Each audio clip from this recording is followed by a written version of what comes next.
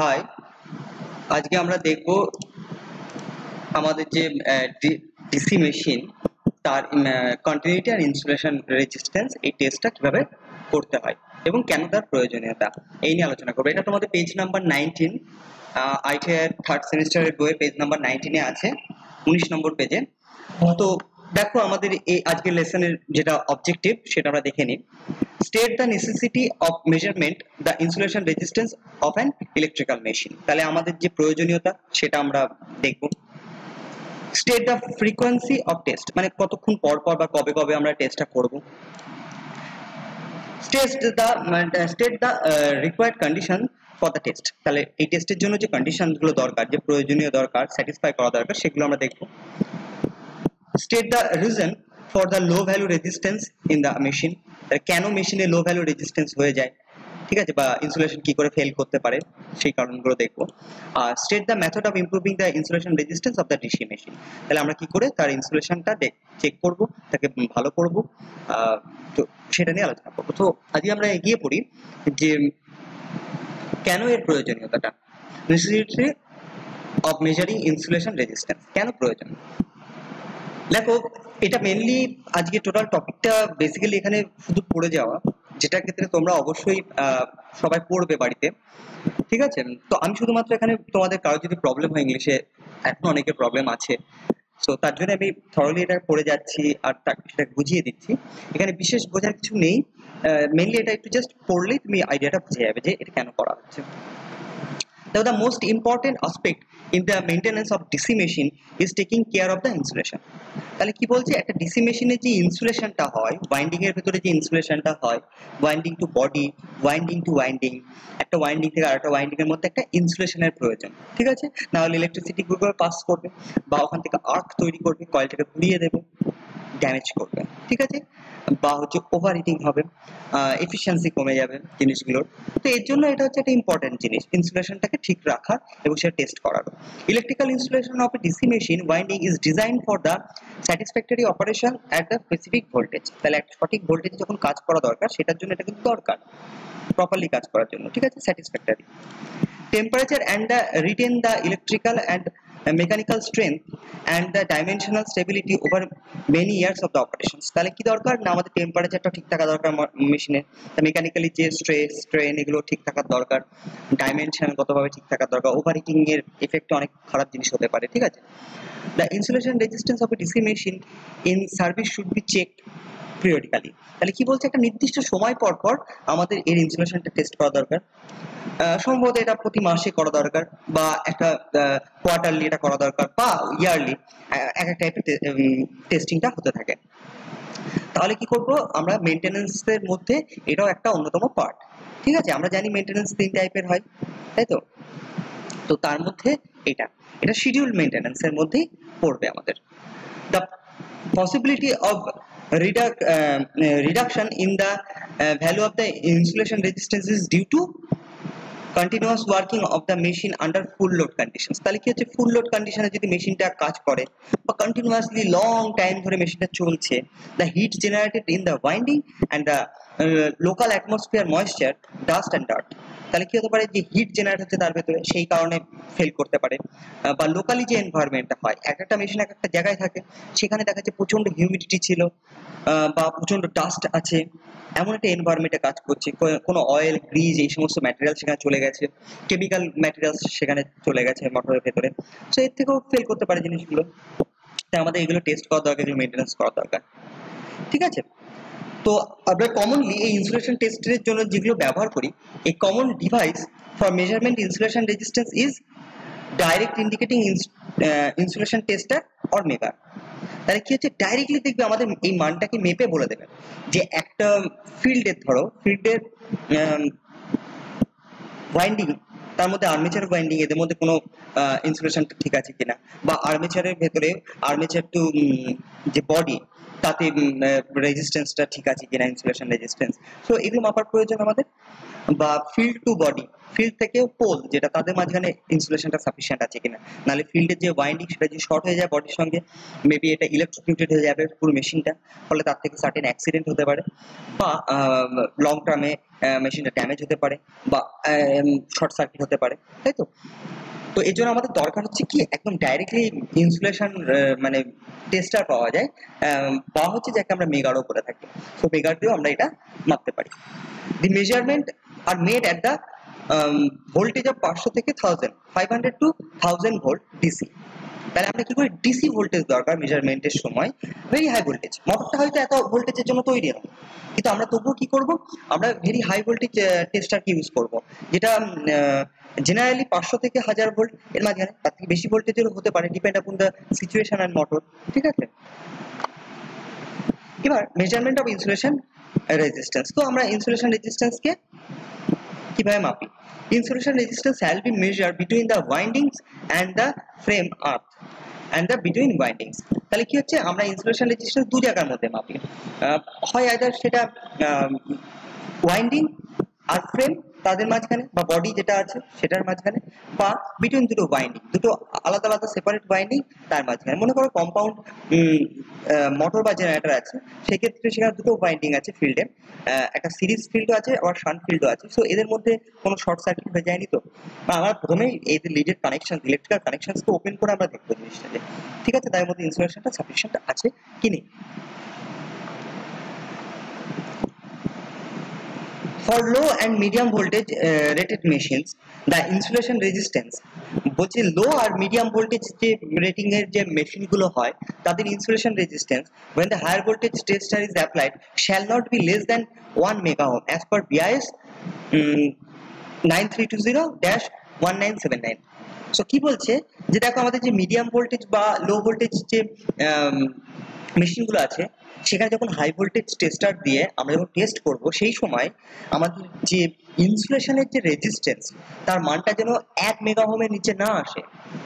বেশি হবে কোনো প্রবলেম নেই, খুব ভালো, ঠিক আছে, কয়েক মেগা ওহম হবে খুব ভালো, কিন্তু 1 মেগা ওহমের যাতে নিচে না আসে।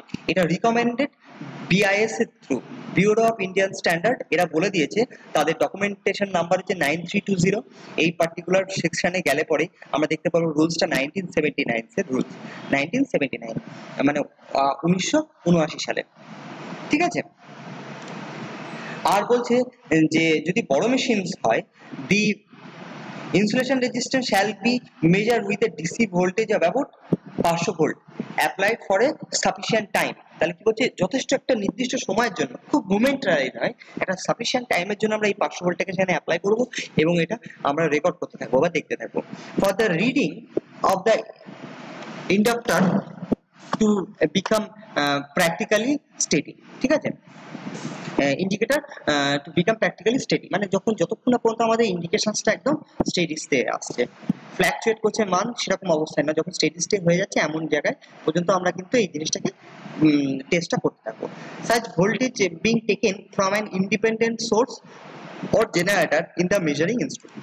মেজারিং ইনস্ট্রুমেন্টের ভেতরেই থাকতে পারে কোনো একটা ইন্ডিপেন্ডেন্ট সোর্স, বা তার মধ্যে জেনারেটর থাকতে পারে, বা বাইরে কোনো জেনারেটর থেকে আমরা এই হাই ভোল্টেজটাকে নিয়ে আমরা টেস্ট করবো, ঠিক আছে। এখানে একটা বিশেষভাবে নোট করার জিনিস আছে, সেটা হচ্ছে when it is required to dry out winding at site। দেখা যাচ্ছে এই টেস্টটা করার আগে আমরা ইনসুলেশন টেস্ট করলাম, সাফিসিয়েন্টলি আমরা মান পেলাম না, সো আমাদের তখন কি প্রয়োজন পড়ছে, মেশিনটাকে ড্রাই করার প্রয়োজন পড়ছে, মানে শুষ্ক করার প্রয়োজন পড়ছে, ভেতরটা হয়তো অনেক ময়েশ্চার হয়ে গেছে, ঠিক আছে, হাই ময়েশ্চার হাই হিউমিডিটি কন্ডিশনের মধ্যে মেশিনটা কাজ করছিল তার জন্য। তো সেই মুহূর্তে আমাদের একটা স্ট্যান্ডার্ড মেনে আমাদের কাজটা করতে হবে, সেটাকে কি করতে হবে, ড্রাই করতে হবে, to obtain the minimum value of insulation resistance, ঠিক আছে।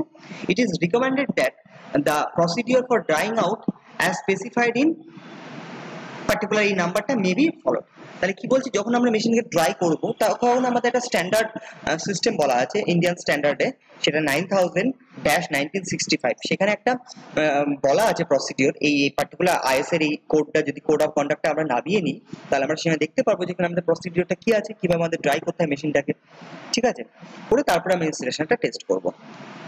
এবার দেখো ফ্রিকোয়েন্সি অফ টেস্ট মানে কতক্ষণ পর পরই আমাদের ইনস্টলেশন টেস্ট গুলো করা দরকার। তো আমরা বললাম এগুলো 1 মাস, 6 মাস, 1 বছর, বা যেগুলো খুব লং টাইম হলে তাদেরকে অন্তত মেইনটেনেন্স একটা কেয়ারের মধ্যে রাখতে হবে, তাদেরকে অবজারভেশনে সবসময় রাখতে হবে মেশিন গুলোকে, ঠিক আছে? কারণ এটা একটা ক্রিটিক্যাল জিনিস, এটা খারাপ হয়ে গেলে ওভারঅল মেশিনটা ফেল করতে পারে, তাই তো? আর এটা সহজেই তখন সারানো যাবে না, তোমাদের প্রোডাকশন লস হতে পারে। তো এর জন্যই এই সমস্ত প্রসিডিওর গুলোকে বানানো হয়েছে। তো frequency of test দেখো, periodically check or test are predetermined in preventive maintenance program। তোমাদের বললাম এটা প্রিভেন্টিভ মেইনটেনেন্স এর মধ্যেই পড়ে, ঠিক আছে? তো প্রিভেন্টিভ মেইনটেনেন্স আর শিডিউল মেইনটেনেন্স এর মধ্যেও পড়তে পারে এটা, ঠিক আছে? উইথ এ ফরথট, মানে ফিউচারের কথা ভেবে, উইথ এ ফরথট, ফরথট। আচ্ছা, the planning of preventive maintenance schedule should be based on the past experience of maintenance personnel। So যারা মেইনটেনেন্স করছে তাদের যে একটা অভিজ্ঞতা থাকে যে কোন মেশিনটা কেমন টাইমে দেখা উচিত, তার উপরে বেসড করে আমরা একটা শিডিউল মেইনটেনেন্স বা প্রিভেন্টিভ মেইনটেনেন্সের একটা শিডিউল তৈরি করতে পারি। and the recommendation made by the machine manufacturer। so machine manufacturer রাও কি করে, অবশ্যই হাই ক্লাস মেশিনের সবসময় বা ভালো মেশিনের ক্ষেত্রে কি হয়, সবসময় ম্যানুফ্যাকচারাররা তার সাপোর্ট দিতে থাকে, তার সম্পর্কে বলে দেয় কিভাবে মেইনটেনেন্সটা করবেন বা কতদিন অন্তর অন্তর করবেন। ডিউরিং আচ্ছা, usually the measurement of insulation resistance is a must during the period of overhaul, during the period of overhaul।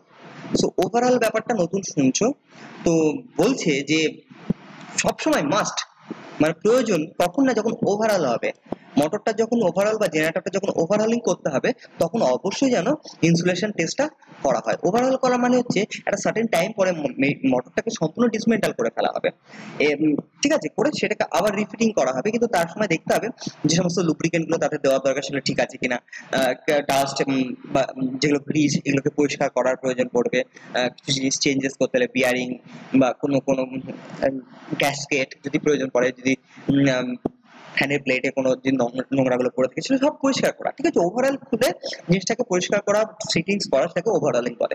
এটা একটা সার্টেন টাইম পর পর হয়। ইন জেনারেল রিকমেন্ড হচ্ছে 1 বছর অন্তর অন্তর, কিন্তু বহু সিচুয়েশনে বহু মোটর বহু কারখানাতে আমাদের কি হয় না, এটা পাওয়া যায় না। তাই এটার জন্য কি করতে হবে আমাদেরকে, অবশ্যই একটা টাইম সেট করতে হবে, সেই সময় ডিউরিং ধরো যখন বন্ধ আছে ইন্ডাস্ট্রিটা বা পার্টিকুলার মোটরটা কাজ করছে না, সেই টাইমে আমরা এগুলো করতেই পারি। The duration of overhaul will become once in 6 months, ideal for DC machines, whether they are working continuously। যদি তারা কন্টিনিউয়াসলি কাজ করে অবশ্যই 6 মাস সবচেয়ে ভালো ওভারহলিং করার জন্য। Overall is done once a year, at least once a year একটা করা দরকার। For such of these machines are not working continuously, যারা কন্টিনিউয়াসলি ওয়ার্ক করছে তাদের জন্য 1 বছর ঠিক আছে। The overhauling is done during plant shutdown period, plant যখন বন্ধ আছে, হয়তো নাইটের ক্ষেত্রে হতে পারে, এটা কোনোদিন প্ল্যান্ট কন্টিনিউয়াস কাজ করে কিন্তু নাইটে প্ল্যান্টটা বন্ধ থাকছে বা পার্টিকুলার একটা দিনে স্ট্রাইক বা কোনো কারণে হচ্ছে বন্ধ আছে, সেই সময় এই ওভারহলিংটা কিন্তু করা যেতেই পারে।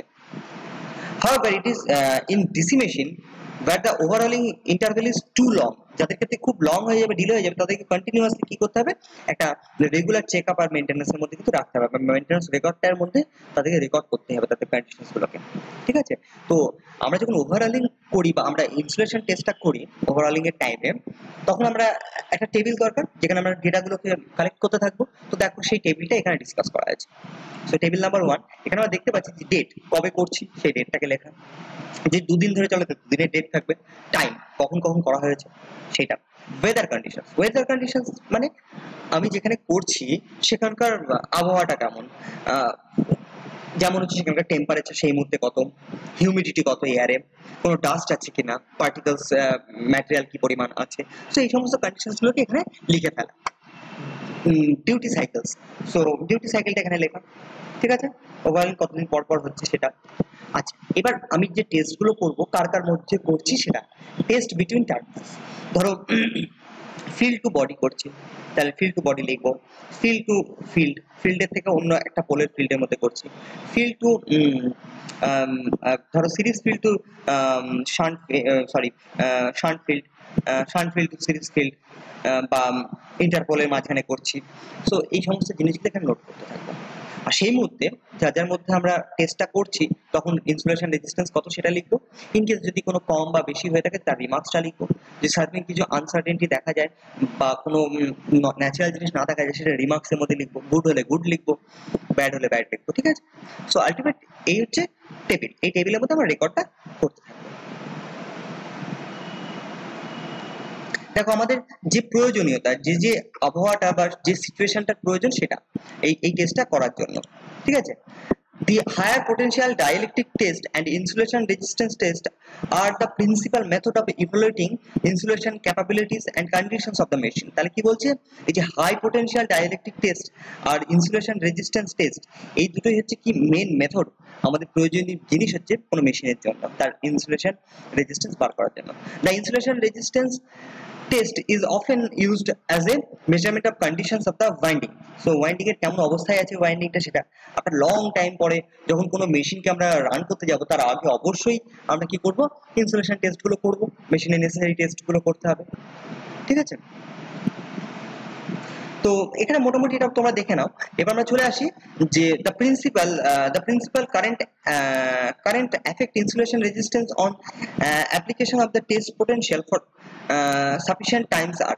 সো দেখো একটা লং টাইমের জন্য যেগুলো কারণ হয়ে ওঠে যে ইনসুলেশন রেজিস্ট্যান্স খারাপ হওয়ার বা যার মানটা কমে যাওয়ার, এক নম্বর কারণ হচ্ছে leakage current over the winding surface. Winding এর সারফেস দিয়ে কারেন্ট কি করছে, লিক করছে। ঠিক আছে, সেক্ষেত্রে হতে পারে। দুই হতে পারে the condition in current through the insulation materials। so insulation material যেটা আছে, ধরো সেখানে ওয়াইন্ডিং এর উপর দিয়ে একটা কটন টেপ জড়ানো হয়েছে বা আমাদের ইনসুলেশন পেপার গুলো ব্যবহার করা হয়েছে, তো এগুলোর উপর দিয়ে একটা কারেন্ট ফ্লো করছে। তারপরে হচ্ছে থার্ড নম্বর কন্ডিশন হচ্ছে সেটা absorption current in the insulation, বা ইনসুলেশনের ভেতর দিয়ে কারেন্টটাকে অ্যাবজর্ব করে বডিতে চলে যাচ্ছে বা বেরিয়ে যাচ্ছে। ঠিক আছে, ইনসুলেশনে এটাকে অ্যাবজর্ব করে নিচ্ছে কারেন্টটাকে কন্টিনিউয়াসলি। সো এই যে তিনটে কন্ডিশনস হতে পারে। দেখো তার মধ্যে first two currents are steady with time. তো প্রথম দুটো কারেন্ট এগুলো স্টেডি টাইমের সঙ্গে, but the last delay approximately exponential from an initial high value.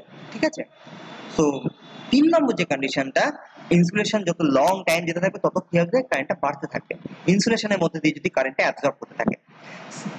তো এটা হচ্ছে মেইনলি কারণগুলো হতে পারে।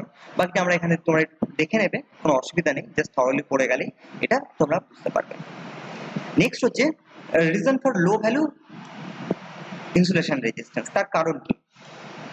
দেখো the low value of insulation resistance in DC machine is due to excessive heat developed in the winding due to their routing working sorry হ্যাঁ, দেখো the excessive heat developed in the winding due to their routine working with the full load condition or overload at time or frequently start with the loads। ঠিক আছে, তাহলে কি হচ্ছে, হিটটা electrical component ইনস্ট্রুমেন্টের জন্য একটা অন্যতম কি, যেটা হিটের জন্যই সবচেয়ে বেশি জিনিসপত্র কিন্তু লং টাইমে ফেল করে। ঠিক আছে, হিট হচ্ছে একটা অন্যতম কজ। ঠিক আছে, বহু ইলেকট্রনিক্স কম্পোনেন্ট হোক বা ইলেকট্রিক্যাল মেশিনারিজ, এগুলো ফেলিওর হয় হচ্ছে হিটের জন্য। সো হিটটা ডেভেলপ হচ্ছে কেন না, দেখা যাচ্ছে লং টাইম ধরে তাকে ফুল লোডে চালানো হয়েছে বা ওভারলোড যথেষ্ট টাইমের জন্য করা হচ্ছে মেশিনটাকে, বা খুব দ্রুতই কি হচ্ছে তাকে বারে বারে লোডের সঙ্গে স্টার্ট করা হচ্ছে, ফলে সেই ক্ষেত্রে ইনসুলেশন কিন্তু ফেলিওরটা আসতেই পারে হিটের জন্য।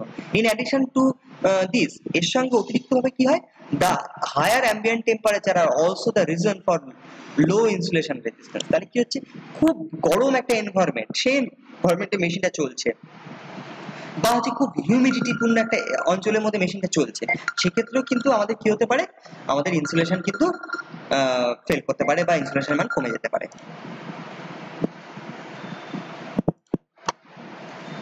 এবার দেখো, এবার এছাড়া অন্যান্য পসিবিলিটিস কি হতে পারে, the other possibilities is accumulation of the unnecessary local dust and dirt. ঠিক আছে, এবং carbonization due to the brush. So কি হচ্ছে, মেশিনে ইনসুলেশন কমে যাওয়ার কারণ হচ্ছে যে ডাস্ট, ধুলোবালি, ময়লা, বা হচ্ছে কার্বন পড়ে যাওয়া মেশিন ইনসুলেশন গুলোর উপর। কারণ কি, ওর ভিতরে কার্বন ব্রাশ আছে যেটা কন্টিনিউয়াসলি ক্ষয় হচ্ছে, সেই সেই কার্বনের গুঁড়োগুলো হচ্ছে ভেতরে গিয়ে পড়ছে, ঠিক আছে। বা হচ্ছে লোকাল অ্যাটমসফিয়ারের যে ময়েশ্চার, অ্যাসিড, অ্যালকালাইন জিনিস, হ্যাঁ, এগুলো প্রেজেন্ট আছে সারাউন্ডিং এ মেশিনের চারপাশে। তো এর থেকেও এই ফল্ট গুলো হতেই পারে, ঠিক আছে।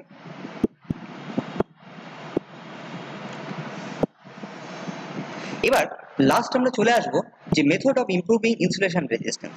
সো ইনসুলেশন রেজিস্ট্যান্সকে আমরা কিভাবে ইমপ্রুভ করতে পারবো। On the identification the weak insulation resistance, যদি আমরা বুঝতে পারি যে ইনসুলেশন রেজিস্ট্যান্স কমে গেছে, মানে 1 মেগা ওহম নেই, আরো কমে গেছে, during the course of preventive maintenance observation in decimation, তাহলে প্রিভেন্টিভ মেইনটেনেন্সের সময় আমরা দেখতে পেলাম যে এটা হয়েছে, বা আমরা যে সময় আমরা টেস্টটা করি তখন দেখতে পেলাম যে কমে গেছে। It is necessary to improve the insulation resistance to restore it's safe value. তাহলে কি করতে হবে, এটা অবশ্যই দরকার, মেশিনটা সেকেন্ড বার চালানোর আগে অন্তত এটা দরকার যে কি তার অরিজিনাল যে ইনসুলেশন রেজিস্ট্যান্স সেই জায়গায় আসা দরকার, নাহলে মারাত্মক দুর্ঘটনা ঘটতেই পারে। তো আমরা কিভাবে ইমপ্রুভ করবো? The improvement of insulation resistance could be done by any one of the following method. তো আমরা ইমপ্রুভ করতে পারি যে কোনো একটা নিচের মেথডগুলোর সাহায্যে, ঠিক আছে। After cleaning the dust and dirt from the machine. So প্রথমে আমরা তাহলে কি করবো, ওই প্রসিডিওরটা মেনে অন দ্য বিআইএস রুলস আছে, দেখো বিআইএস এর রুলস নাম্বার হচ্ছে আইএস 9000/1965, এইখানে যে প্রসিডিওরটা বলে দিয়েছে সেইভাবে আমরা কি করবো, তাকে পরিষ্কার করবো আগে মেশিনটাকে, ঠিক আছে, হয়ে গেল। তারপর আমরা কি করব, তারপরে অবশ্যই আমরা কি করব, এবার নেক্সট স্টেপগুলোকে ফলো করব। তো ফার্স্ট স্টেপ হচ্ছে blowing hot air through the machine. So hot air যে গানগুলো আছে বা হট এয়ারের যে ব্লোয়ার গুলো আছে সেগুলো দিয়ে আমরা কি করতে পারি, গরম হাওয়াগুলো মেশিনে ওয়াইন্ডিং এ দিতে পারি কন্টিনিউয়াসলি, ঠিক আছে। যে মেশিনটা সাফিসিয়েন্টলি হিটিং করা হলো 70-80 ডিগ্রি, ঠিক আছে। ইনসুলেশন রেজিস্ট্যান্সটা দেখতে হবে কত, তার উপরে ভিত্তি করে। By heating the machine with carbon film or incandescent lamp, carbon filament or incandescent lamp. তাহলে আমরা বাল্ব দিয়ে মেশিনের ভেতরে হয়তো বাল্ব সেট করলাম, ওর ভেতর থেকে আর্মেচারটাকে বার করে, বা আর্মেচারের চারপাশে বাল্ব সেট করে, বা হট এয়ার ওভেনের ভেতরে ঢুকিয়ে দিয়ে আমরা কি করতে পারি, আমরা এটা গরম করতে পারি মেশিনটাকে। By dismantling and varnishing the winding of the machine. তো প্রথমে এগুলো গরম করে ময়েশ্চারটাকে যা থাকার দরকার বার করে নেবো, লং টাইম রেখে দেবো, 1-1.5 ঘন্টা, 2 ঘন্টা, 4 ঘন্টা রেখে দেওয়ার পরে যখন ময়েশ্চারটা বেরিয়ে যাবে তারপরে তাকে আমরা কি করবো, ডিসমেন্টাল করে ভার্নিশিং করবো, বা ডিসমেন্টাল করেই রেখেছিলাম তারপরে কি করবো, আমরা তাকে ভার্নিশিং করবো ওয়াইন্ডিংটাকে, ঠিক আছে। অবশ্যই আরেকবার করে ভার্নিশিং করবো। ভার্নিশিং করলে সুবিধাটা কি হয়, বহু পুরোনো মেশিনে ভার্নিশিং করলে তার লাইফটা অনেক এক্সপ্যান্ড করে যায়, ইনসুলেশন ফেলিওরের রিস্কটা বা চান্সটা অনেক কমে যায়, ঠিক আছে। The following steps are to be adopted for dismantling and varnishing. দেখো ডিসমেন্টাল করা আর ভার্নিশিং করার জন্য যে স্টেপগুলো নিতে হয় সেটা বলেছে। Measuring the insulation resistance value between the windings and the frame of the machine and record the value. তাহলে কি বলছে, প্রথমেই ইনসুলেশন রেজিস্ট্যান্সের টেস্টটা করে নাও, ঠিক আছে, খোলার আগে, কিছু করার আগে সেটাকে লিস্টে তুলে নাও চার্টের ক্ষেত্রে। Make the dismantle and the machine, তাহলে মেশিনটাকে যেভাবে ডিসমেন্টাল করতে হয় প্রপার টুলস বা ইয়ের সাহায্যে, সেইটার জন্য অবশ্যই প্র্যাকটিক্যালে যেভাবে ইনস্ট্রাক্ট করেছে সেইভাবে আমাদেরকে ডিসমেন্টাল করতে হবে জিনিসটাকে। Remove dirt and dust in the field binding, তাহলে ফিল্ড বাইন্ডিং থেকে আমাদের কি করতে হবে, যত রকম ধুলো বালি আছে সেগুলোকে বার করতে হবে। বাই ব্লোয়িং ড্রাই এয়ার, ঠিক আছে, শুষ্ক হাওয়া দিয়ে আমাদেরকে ওপরাতে হবে। ড্রাই এয়ার বা কম্প্রেসড এয়ার যেগুলো আমরা পাবো আমাদের কম্প্রেসারের থ্রু, যে বড় রিজার্ভার বা যে কম্প্রেসড এয়ার থাকে সেটা দিয়ে পরিষ্কার করবো। Air with the help of the electrical blower, বা ইলেকট্রিক্যাল ব্লোয়ারের থ্রু আমরা এটা করতে পারবো। ক্লিন অ্যান্ড রিমুভ ডাস্ট, প্রথমে ডাস্টগুলো পরিষ্কার করলো। Dust and carbons on the armature with special attention to the commutator. দেখো ডাস্ট তো ক্লিন করলাম, কিন্তু কার্বন ভিতরে অনেক কার্বনের হালকা লেয়ার পড়ে গেছে, কমিউটেটরের উপরে হয়তো কার্বন লেয়ার পড়েছে। সো এইখানে না আমাদের অবশ্যই কি করতে হবে, স্পেশালি অ্যাটেনশন দিতে হবে, কারণ কমিউটেটর এ ক্ষতিগ্রস্ত করতে পারবো না। কমিউটেটর অন্যরকম একটা দামি জিনিস। কার্বন ব্রাশ ক্ষয়ে যাবে, পাল্টে দেবো, অসুবিধা নেই, কার্বন ব্রাশ খারাপ হয়ে গেছে পাল্টে দেবো, কিন্তু কমিউটেটর যাতে ক্ষতি না হয় সেই সময় স্পেশাল একটা কি করতে অ্যাটেনশন কিন্তু তোমাকে দিতেই হবে। কমিউটেটরকে যেভাবে পরিষ্কার করতে হয় সেভাবে পরিষ্কার করতে হবে। তাতে যদি কোনো পিটেড হয়ে যায়, পিটেড হোল্ড তৈরি হয়, মানে গর্ত হয়ে যায়, তার জন্য নেসেসারি স্টেপগুলো নিতে হবে, ফাইলিং করা, তারপরে ওটাকে পলিশ করা, এগুলো প্রয়োজন পড়বে, ঠিক আছে। নেক্সট হচ্ছে ক্লিন দ্য ব্রাশটাকে পরিষ্কার, brush holders and rock arm. আচ্ছা, ব্রাশ হোল্ডার আর রক আর্ম এগুলোকে পরিষ্কার করা। দেখো ব্রাশ হোল্ডার মানে যেটা ব্রাশকে ধরে রাখে, আর রক আর্মটা কি জিনিস, রক আর্ম হচ্ছে ব্রাশ হোল্ডার গুলোকে না দেখা যাচ্ছে আমাদের একটা জেনারেটরের ভিতরে 4খানা কার্বন ব্রাশ আছে, 4টে হোল্ডার্স আছে।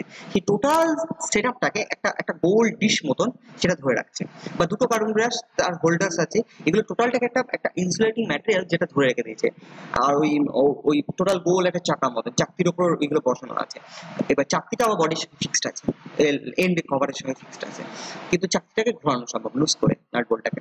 কেন না, কারণ যে কার্বন ব্রাশের পজিশন যদি চেঞ্জ করতে হয় তার জন্য। তো এই জিনিসটাকে কি বলে, রক আর্ম বলে। তো measure the insulation resistance of the winding with the insulation tester. So insulation tester মানে মেগার হতে পারে এক্ষেত্রে, বা হাই ভোল্টেজ ইনসুলেশন টেস্টার হতে পারে। নোট দ্য ভ্যালু, এবং ভ্যালুটাকে নোট করবো টেবিলের ভেতরে, আগের টেবিলে উপরে যেটা দেখে এসেছি। Heat and dry the field coil and armature by the external measure. মানে বাইরে থেকে আমরা কি করবো, এগুলোকে বাইরে বার করে নিয়ে এসে ফিল্ড বা এগুলোকে পরিষ্কার করবো, তারপরে সেগুলোকে হিট দিয়ে শুষ্ক করবো, ড্রাই করবো। Apply the insulation varnish, apply the insulating varnish of air drying type to field coil and the armature conductors. So আমরা কি করব, ভার্নিশ অ্যাপ্লাই করব তার উপরে। আর যেগুলো হচ্ছে অটোমেটিক্যালি এয়ার ড্রাইং, হাওয়াতে থাকলে আস্তে আস্তে শুকিয়ে যেতে থাকে, এমন একটা ভার্নিশ আমরা ইউজ করব। Dry the varnish coating on field coil and armature by external means. ঠিক আছে, ভার্নিশটাকে শুষ্ক করবো পরে। আচ্ছা, measure the insulation resistance and note the improve value of the insulation. তাহলে একদম শুরুতে আমরা ইনসুলেশন টেস্ট করেছিলাম, আর একদম সব কাজ শেষে আমরা কি করলাম, আর একবার ইনসুলেশন টেস্ট করলাম, এবং আমরা দেখবো যে কতটা ইমপ্রুভ হলো আমাদের। ঠিক আছে, অ্যাসেম্বল দ্য মেশিনারি, মেশিনটাকে আবার অ্যাসেম্বল করো। measure the insulation value between the windings and the frame of machine, record the value. এবার হচ্ছে ইনসুলেশন রেজিস্ট্যান্সটা ওয়াইন্ডিং এর ভিতরে আবার ফ্রেমের ভিতরে আরেকবার দেখে নেব, কারণ অ্যাসেম্বল করার আগে একবার দেখলাম, অ্যাসেম্বল করার পরে একবার দেখলাম। Compare this result with the first step, make sure the present value shows improvement. অবশ্যই প্রেজেন্ট ভ্যালু যেন ইমপ্রুভমেন্ট দেখায়, তবেই আমরা অ্যাসেম্বল করব, দিয়ে আবার টেস্ট করব। আচ্ছা, connect the machine to the system and run it, check its normal working conditions, এবং মেশিনটাকে সিস্টেমের সঙ্গে কানেক্ট করে তারপর আমরা নরমালি কাজ করছি কিনা জিনিসটাকে আমরা দেখবো। সো এই হচ্ছে আলটিমেট হচ্ছে আমাদের আজকে টোটাল টপিকটা ছিল, যে কি করে আমরা ইনসুলেশন টেস্ট করবো, কেন প্রয়োজন এবং কি কি দরকার, সো এর উপরে। সো আশা করি এখানে কারোর বুঝতে বিশেষ কোনো অসুবিধা হয়নি। যদি হয়ে থাকে অবশ্যই আমাকে জানাবে, কমেন্ট করবে, মেসেজ করবে, মেল করতে পারো। So thank you. আজকে এটা থাকলো, আমরা নেক্সট চ্যাপ্টারে আমরা দেখবো যে ক্যারেক্টারিস্টিক্স অফ ডিসি মেশিন, তার ক্যারেক্টারিস্টিক্স সেটা। ঠিক আছে, তো আমাদের লাস্ট টপিক হচ্ছে, নেক্সট টপিক হচ্ছে ক্যারেক্টারিস্টিক্স অফ ডিসি জেনারেটর। আমরা যেহেতু ডিসি জেনারেটর আছে, তাই ডিসি জেনারেটরের ক্যারেক্টারিস্টিক্সটা দেখবো। সো থ্যাংক ইউ, আজকে এই পর্যন্ত থাকলো।